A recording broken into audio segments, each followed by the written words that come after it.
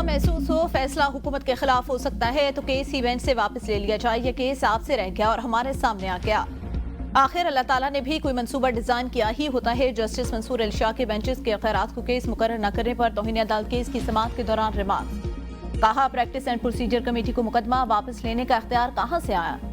Registrar ने कहा, तरमीम के बाद जायजा लिया था कि कौन से मुकदमा बेंच में मुकर्रर हो सकते हैं, कौन से नहीं। कमेटी केसेस मुकर्रर कर सकती है तो वापस भी ले सकती है।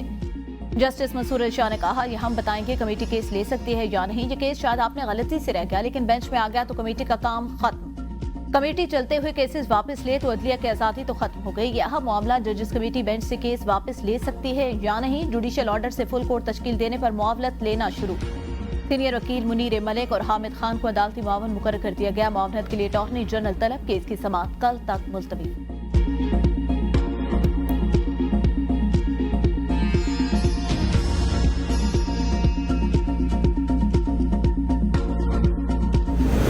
बेंचेस इख्तियारात का केस मुकर्रर न होने पर जस्टिस मंसूर, जस्टिस आशा और जस्टिस अकील आबादी का चीफ जस्टिस याहिया अफरीदी को खत में बेंच इख्तियारात से मुताल्लिक केस का जिक्र किया गया। खत में कहा गया, जस्टिस अकील आबादी सिंध हाई कोर्ट में केस सुन चुके। 20 जनवरी को केस समाअत के लिए फिक्स न होने की खत में शिकायत की गई। हमें बताया गया प्रैक्टिस एंड प्रोसीजर कमेटी का 17 जनवरी को इजलास हुआ।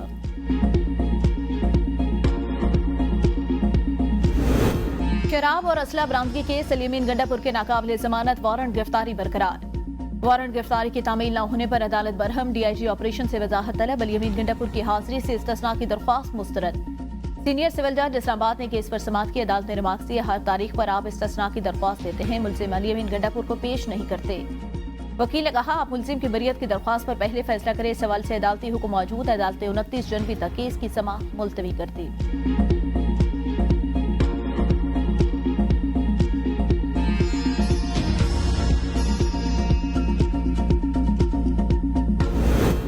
पंजाब में पतंगबाजी पर मुकम्मल पाबंदी आयत। पतंगबाजी की मुमानियत का तरमीमी आयत 2024 मंजूर।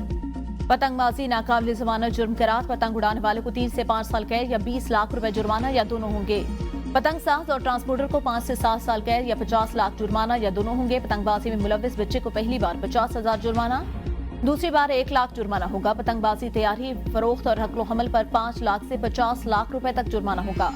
पाबंदी का इतलाक पतंगों, धाती तारों, नायलॉन की डोरी, तंदी, पतंगबाजी के मकसद के लिए तेज धार मांझे के साथ तमाम धागों पर होगा। पतंगबाजी से मुतालिका मवाद की तैयारी और नकलो हमल पर मुकम्मल पाबंदी। हमने कई साल तक हराम को हलाल करने का नुस्खा चलाया। ज़र आमदन जाहिर न करने से मजीद 2% टैक्स ले लेते हैं। कई सालों बाद भी हम वही खड़े हैं। चेयरमैन FPR की खजाना कमेटी को ब्रीफिंग। कहा, हमने जितना 2016 में रेवेन्यू इकट्ठा किया था उतना ही 2024 में किया।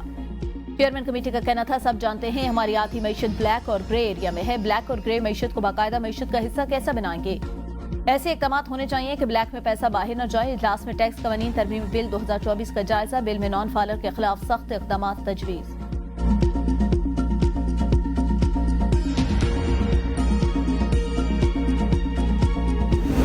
PTI वाहिद पार्टी जिसने इंटर पार्टी इंतखाबात कराए। PTI का इंटर पार्टी इंतखाबात का सर्टिफिकेट जारी नहीं किया जा रहा।